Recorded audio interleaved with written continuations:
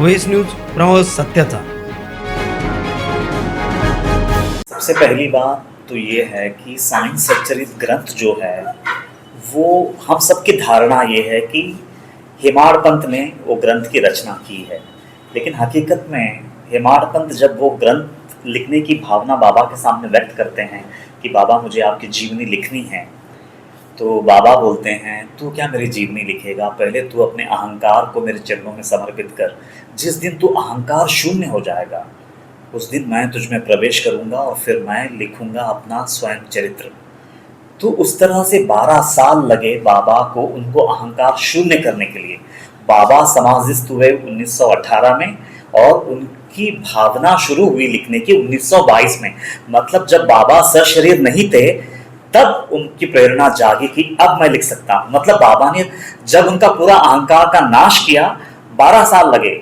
बाबा से उन्होंने परमिशन लिया 1910 में, बाबा से उन्होंने परमिशन लिया 1910 में और उन्होंने उसकी रचना शुरू कर दी 1922 में। तो सबसे पहले ये बात क्लियर हो जानी चाहिए कि बाबा का स्वयं लिखा हुआ ग्रंथ है साईं सच्चरित। तो दूसरे ग्रंथों में और साईं सच्चरित ग्रंथ में ये बुनियादी फर्क है।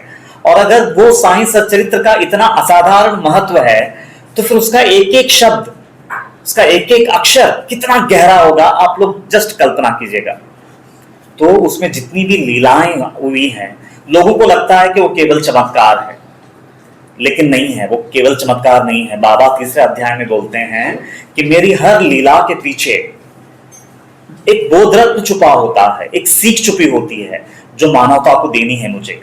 और अगर हर चमत्कार के पीछे का वो बोध रत्न, अगर वो सीख तक तुम नहीं पहुंचते हो तो फिर मेरा ये चमत्कार व्यर्थ है, मेरी ये लीला व्यर्थ है, मेरा ये ग्रंथ व्यर्थ है। यहां तक कि उन्होंने बोला है कि जिस दिन तुम इन बोध रत्नों तक पहुंचोगे हर लीला के माध्यम से, तो ही मेरा जीवन सार्थक कहलाएगा। मैं ये वर्ड फिर से दोहराता हूं, जब तुम लोग मेरी लीलाओं के पीछे का ये गहराई तक पहुंचोगे तभी मेरा अवतार सार्थक हो जाएगा। ये वर्ड है ना, जरा प्लीज कोट कर लीजिएगा। उन्होंने बार बार ये बात बोला है कि अगर मेरी लीला के पीछे जो बोध रत्न, जो गहराई, जो शिकवण, जो सीख मैं देना चाहता हूं वो अगर नहीं पहुंचता है, वो जैसा मैं पहुंचाना चाहता हूं वैसा अगर नहीं पहुंचता है तो फिर मेरा अवतार सार्थक नहीं होगा। तो आज उन्हीं की कृपा से जो कुछ भी रोशनी उन्होंने मुझे दी है, हर लीला के पीछे जो गहराई है। और एक बात बोलते हैं, साईं सच्चरित्र का एक बहुत ही फेमस ओवी है, वेदांत विषय अति गहन, विरक्ति भक्ति ज्ञान जोड़ देउल, ऐसे ग्रंथ करने निर्माण गुरु कृपे वीण दुर्गट। तो उन्होंने बोला है कि साईं सच्चरित्र ग्रंथ जो है ना, ये वेदांत विषय को सरल बना करके, आसान बना करके दुनिया के सामने पेश करने का एक तरीका है। और ये बाबा स्वयं बोल रहे हैं। तो वो वेदांत की जो गहराई है उसको सरलता से संसार के सामने पेश करने के लिए उन्होंने चमत्कार किए। मैं ना एक छोटा सा एक लीला अगर आपको मैं बता दूं ना तो आपको और ज्यादा क्लैरिटी आ जाएगी। एक 14वें अध्याय में एक लीला आती है कि बाबा शुरुआती दिनों में कभी भी किसी से 1 पैसा नहीं लेते थे। अगर किसी ने 2 पैसा दिया तो 1 पैसा तंबाकू के लिए रख लेते थे और दूसरा पैसा लौटा देते थे। और उन दिनों वो केवल जली हुई माचिस की तीलियां जो बाजार में गिरी रहती है वो उठा उठा करके अपनी जेब में भरते थे। अब देखिए, मैं एक साईं भक्त हूं, मैं जब वो ग्रंथ पढ़ता हूं, जब मैं वो अध्याय पढ़ता हूं और जब मैं वो लीला पढ़ता हूं कि अरे बाबा ये क्यों करते थे ऐसा, जली हुई माचिस की तीलियां उठा करके जेब में भरने का क्या मतलब है, ये सवाल उठता है। और उठना चाहिए ऐसा मैं समझता हूं। एक जिज्ञासा अगर है, मैं अगर सच्चे दिल से साईं सच्चरित्र पढ़ रहा हूं तो ऐसे मुझे कहीं सवाल उठने चाहिए। जैसा एक दूसरा सवाल है, 7वें अध्याय में आता है कि एक लोहारिन की बच्ची को बचाने के लिए बाबा अपनी धुनी में हाथ डाल देते हैं और औरंगाबाद में वो बच्ची गिरी रहती है, लेकिन बाबा शिरडी में द्वारका माई में धुनी में हाथ डाल देते हैं और उनका हाथ झुलस जाता है, जल जाता है। और वही बाबा 38वें अध्याय में जब लोगों के लिए खाना बना रहे हैं, हंडी पका रहे हैं और दगमगाता हुआ हंडी में, एकदम दहकता हुआ हंडी में हाथ डाल करके वो खाने को हिला रहे हैं और उनका हाथ नहीं जलता है। तो ये कुछ अजीब लीलाएं हैं। एक जगह पे वही हाथ, वही अग्नि, वही बाबा एक जगह हाथ जल रहा है और दूसरी जगह नहीं जल रहा है। तो ऐसे, अभी दूसरी बात, बाबा एक बार कुश्ती खेलते हैं और कुश्ती में हार जाते हैं। हारने के बाद वो गांव के बाहर जाकर के एकांत में बैठने लगते हैं बबूल पेड़ के नीचे। किसी ने सवाल पूछा तो जवाब दिया, नहीं तो नहीं। सवाल गिरना चाहिए कि बाबा जैसा समर्थ सदगुरु, बाबा जैसा अवतारी को हारना क्यों पड़ा, वो लीला के पीछे की गहराई क्या है। तो ऐसे कई मतलब सवाल, मुझे ऐसा लगता है कि अगर साईं सच्चरित्र हम दिल से पढ़ रहे हैं तो ये सवाल गिरने चाहिए, ऐसा मुझे लगता है। और अगर सवाल नहीं गिर रहे हैं, इसका मतलब बेईमानी हो रही है, हम साईं सच्चरित्र को अपने दिल से नहीं पढ़ रहे हैं।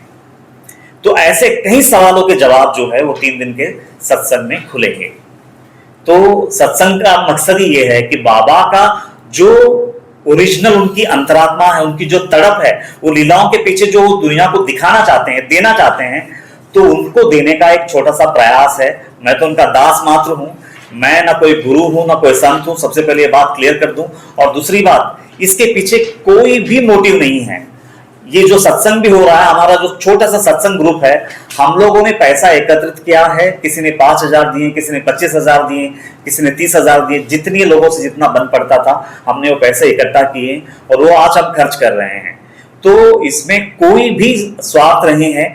एक ही अगर इसमें भावना है कि जो गहराई मुझे मालिक ने दी है, बाबा ने मुझे दी है, वो संसार तक पहुंचा दूं मैं। और आज इतने लोग मेरे साथ जुड़े हैं, तो उम्मीद करता हूं कि बाबा का ये जो तड़प है, ये आज और पहली बार ये दुनिया के सामने आएगा। ये मैं दावे के साथ कह सकता हूं, क्योंकि इससे पहले ये टॉपिक को छुआ ही नहीं गया। बाबा के बारे में बोलने वाले कई लोग मिलेंगे, लेकिन वो सब बाबा के इंफॉर्मेशन देते हैं। इंफॉर्मेशन एक अलग चीज है और नॉलेज एक अलग चीज है। जिन्होंने साईं सच्चरित्र पढ़ा है, मैं क्या कह रहा हूं ये उनके हृदय को छू लेगा। हाँ, जो लोग नहीं पढ़े हैं तो शायद मेरी बात को ना समझे, लेकिन जो साईं सच्चरित्र पढ़ चुके हैं, तो इंफॉर्मेटिव नॉलेज क्या होता है और एजुकेटिव नॉलेज क्या होता है, दुनिया में जमीन आसमान का अंतर है। मैं कई किताबें पढ़ करके बाबा के बारे में बहुत लंबा मतलब ना इंफॉर्मेशन दे सकता हूं, और लोग आज उसी इंफॉर्मेशन को नॉलेज मान बैठे हैं। वो एक बहुत बड़ी गलतफहमी है, ऐसे मुझे लगता है। तो ये सत्संग में पहली बार बाबा का हृदय खुलेगा, बाबा की अंतरात्मा खुलेगी। वो जो जिस गहराई से साईं सच्चरित्र का निर्माण हुआ है, जिन्होंने वो ये बात बोला है कि अगर ये साईं सच्चरित्र की गहराई अगर दुनिया के सामने नहीं खुलती है तो मेरा अवतार सार्थक नहीं होगा, ये जो वचन है उनका, फिर कितनी बड़ी तड़प है इसके पीछे हम समझ सकते हैं। 3rd अध्याय में वो बोलते हैं कि ये चरित्र जो है मेरा अवतार सार्थक है। तो इतना गहरा वो ग्रंथ है, एक एक वचन गहरा है, एक एक लीला गहरा है, और वो सारी गहराइयां दुनिया के सामने लाने का एक छोटा सा प्रयास है। और वो भी वो जो ताकत देंगे, वो जो गहराई देंगे, वही दुनिया के सामने रखूंगा। उसमें मेरा अपना कुछ भी नहीं होगा। मैं समझता हूं कि ये मेरी भी तड़प है और ये बाबा की भी तड़प है, ऐसा मैं समझता हूं। तो इसमें कोई स्वार्थ नहीं है, न नाम, न शोहरत, न कुछ, सिर्फ एक ही इसमें भावना है कि मुझे जो मिला है वो सारी दुनिया को मिले। चैनल तो समझो सिर्फ 2 साल हो गया, लेकिन मैं बाबा के बारे में बोल रहा हूँ 1998 से। शिरडी में मैं महीनों रुकता था और ऐसे छोटे छोटे ग्रुप्स बनते थे, उनके बीच में सत्संग होता था। सबसे पहली बात तो मैं हमेशा लोगों में आने के लिए कतराता था, क्योंकि लोकेशना बहुत बुरी चीज होती है, टू बी वेरी ऑनेस्ट। मैं हमेशा उससे डरता था कि ये लोगों के बीच में नहीं जाना है। लेकिन बाबा ने एक दृष्टांत दिया कि नहीं, मैंने तुझे जो सिक्के दिए हैं, ये सारे सिक्के तो दुनिया को बांटेगा। जब उन्होंने आज्ञा दिया, मैं तब मतलब लोगों के सामने मतलब फिर हमने चैनल ओपन किया, साहिर इदगत। साहिर इदगत का मतलब ही ये है कि साईं का हृदय के अंदर छुपित वो जो गुपित है, वो जो गहरा पाठ है, वो दुनिया के सामने ओपन करना, इसलिए उसका नाम साहिर इदगत। और दूसरा एक चैनल है साई लीला रहस्य। तो उसमें अगर आप लोग अगर वो वीडियोस देखेंगे तो आपको समझ में आ जाएगा कि वो गहराई क्या है। आज बाबा पानी से दिया जला है, सारी दुनिया जानती है, लेकिन वो लीला के पीछे बाबा को क्या समझाना है, लेकिन शायद नहीं जानते हैं।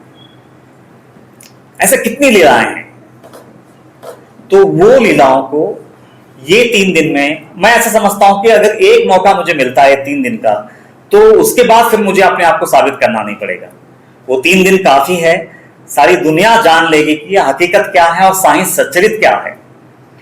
आज बाबा के नाम पे भंडारा करने वाले बहुत हैं, आज बाबा के नाम पे पालकी लेकर के पदयात्राएं करने वाले बहुत है, लेकिन है ना, पौना घंटा एकाग्र होकर के, एकाग्र मन से मतलब ग्रंथ को लेके बैठने की शक्ति बहुत कम लोगों में है, टू बी वेरी ऑनेस्ट। और मेरी भावना है कि आदमी के हाथ में, हर साईं भक्त के हाथ में बाबा का हृदय आ जाए, बाबा की आत्मा आ जाए, और वो आधा घंटा एकाग्र मन से वो ग्रंथ में डुबकी लगा सके, वो भावना है, ताकि वो अमृत उसको भी मिले जो मुझे मिला। और मैं यकीन से ये कहूंगा कि एक नया बाबा का रूप देखेंगे 3 दिन के बाद, एक नया बाबा को देखेंगे।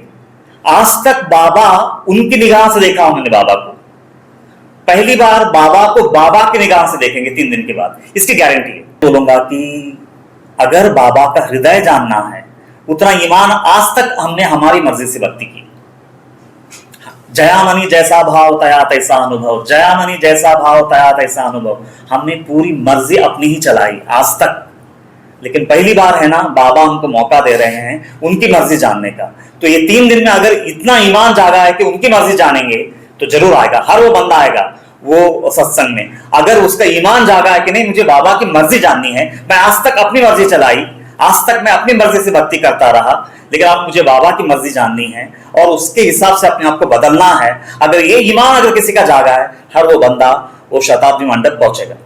क्या क्या था, ऑल ओवर इंडिया हमने एक पहले फॉर्म भरवाई हमने, और फॉर्म लिंक ऑन करने के बाद हमने है ना, मेरा पूना में एक सत्संग हुआ था जस्ट 1.5-2 महीने पहले, और 1.5 घंटे का सत्संग है वो। तो हमने जानबूझ करके वो वीडियो पहले बोला, आप वो वीडियो पहले देखेंगे, अगर वो वीडियो आपको भाता है तो ही आप उतना खर्चा करके, अभी कोई देखो लखनऊ से आ रहा है, कोई हिमाचल से आ रहा है, मैं नहीं चाहता था कि उनका पैसा बर्बाद हो, 3 दिन की छुट्टी बर्बाद हो, उनका मेहनत बर्बाद हो। पहले आप वो वीडियो देखिए, अगर वो वीडियो आपका हृदय को छूता है तो ही आप इतना लंबा सफर करके शिरडी आइए। तो फिर भी वो देखने के बाद, 1.5 घंटे का वीडियो देखने के बाद 500 लोगों ने हमको मतलब प्रतिसाद दिया है कि आपका वीडियो हमको अच्छा लगा, हमको नया बाबा का दर्शन होगा, ये उनकी भावना है। और 500 लोग आउट ऑफ मतलब महाराष्ट्र से आ रहे हैं।